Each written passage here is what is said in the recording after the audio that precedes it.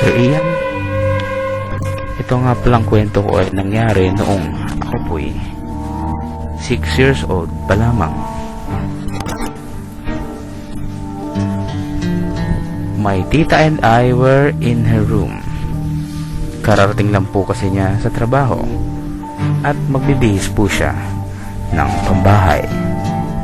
Mga 8 PM po siguro yun. Basta di ko na po maalala, basta po gabi na yun. I was waiting for her kasi po sabay po kami kakain. So, sinara niya po ang ilaw dahil po siya ay po yung magbibihis na. So, ako naman po ay umupo lang doon sa dulo ng kama niya habang nakasandal po sa pader na may bintana.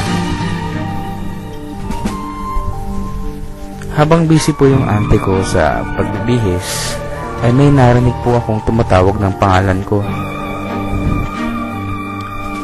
At boses po yun ng aking lola. 2 beses po niya akong tinawag bago po ako sumagot.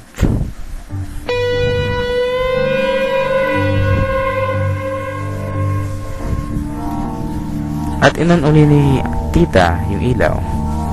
At bigla niya akong tinanong kung sino daw po ang kinausap ko dun. Siyempre po, si Lola.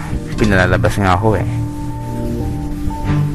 Natutulog na yung lola mo. Yun po ang sabi ng aking tita. At bigla na lamang po niya akong kinarga. At lumabas po kami ng kwarto niya. Pinantuhan po namin yung kwarto ni Lola. At laking gulat po sa nakita ko.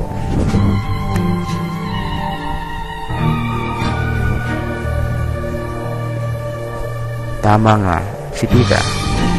Natutulog nga si Lola.